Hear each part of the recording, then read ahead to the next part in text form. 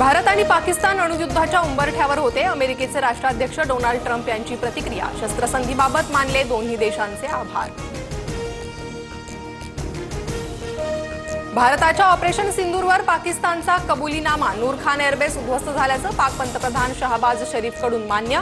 भारताच्या हल्ल्यात अनेक ठिकाणं उद्ध्वस्त झाल्याचीही कबुली। भारताला हवे असणाऱ्या मोस्ट वॉन्टेड दहशतवाद्यांची यादी पाकिस्तानला पाठवणार। भारताला हवेत हाफिज सईद, दाऊद आणि मसूद अजहर। केंद्र सरकारची यादी तयार। रक्ताचे पाठ वाहतील म्हणणाऱ्या बिलावल भुट्टोचे सूर बदलले। ही वेळ परीक्षेची। युद्धविराम कायम राहील की नाही याची आम्हाला भीती। युद्धबंदी तुटल्यास जगाला धोका। पाकचा माजी परराष्ट्र मंत्री भुट्टो घाबरला।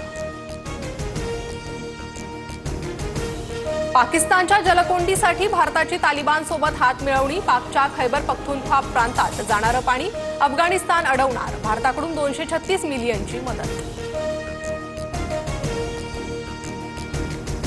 सिंधू जलकरार स्थगितीनंतर हायड्रो पॉवर प्लांटची क्षमता वाढवणार। ऊर्जा क्षमता वाढल्यानं सलाल आणि बगलिहार धरणांमधील गाळ काढण्यास मदत। तुर्कीच्या सेलेबी एअरपोर्ट सर्व्हिसेसची मुंबई हायकोर्टात धाव। भारतानं परवाना रद्द करण्याच्या निर्णयाला कायदेशीर आव्हान। राष्ट्रीय सुरक्षा कारणाशिवाय निर्णय घेतल्याचा दावा। तुर्कीच्या सेलेबी कंपनीला भारतीय विमानतळांचं संवेदनशील काम देऊ नका। इंटेलिजन्स ब्युरोचा केंद्र सरकारला 2016 पासूनच वारंवार इशारा। सुरक्षेविषयी प्रश्न निर्माण होण्याची भीती। तणावाच्या पार्श्वभूमीवर तुर्की अझरबैजानसोबत करार करू नका। टाटा सोशल सायन्स संस्थेकडून त्यांच्या विविध केंद्रांना निर्देश। दोन्ही देशांनी पाकला समर्थन दिल्यानं करार रद्द। ऑपरेशन सिंदूरवर भारताची भूमिका मांडण्यासाठी खासदारांच्या टीम परदेशात जाणार। संसदीय कामकाज मंत्रालयाची सर्व राजकीय पक्षांशी चर्चा। खासदारांचे 8 गट वेगवेगळ्या देशात भेटी देणार। शेजारच्या देशाची शेपूट काही सरळ होत नाही। एमआयएमच्या असदुद्दीन ओवेसींचा पाकिस्तानवर हल्लाबोल। अल्लाह शेजाऱ्यांची शेपूट सरळ करो नाहीतर आम्ही पुन्हा सरळ करू। ओवेसींची प्रतिक्रिया। ईडी अटकेआधी राऊतांकडून अमित शहांना फोन करत संताप व्यक्त। मला अटक करून सूड घ्या। राऊतांनी शहांना दिलेलं आव्हान। नरकातला स्वर्ग पुस्तकातून राऊतांचे गौप्यस्फोट।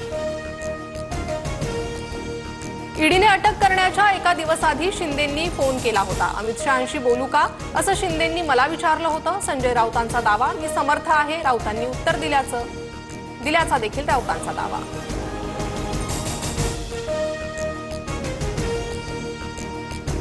बालवाङ्मय वाचण्याचं माझं वय राहिलं नाही। मुख्यमंत्री देवेंद्र फडणवीसांचा नरकातला स्वर्ग या पुस्तकावरून संजय राऊतांना खोचक टोला। संध्याकाळी राऊतांच्या पुस्तकाचं प्रकाशन। भारत पाक तणावामुळे स्थगित केलेले आयपीएलचे उर्वरित सामने आजपासून बंगळुरूमध्ये पार पडणार। बंगळुरू विरुद्ध कोलकाता लढत। विराट कोहलीच्या फलंदाजीकडे लक्ष।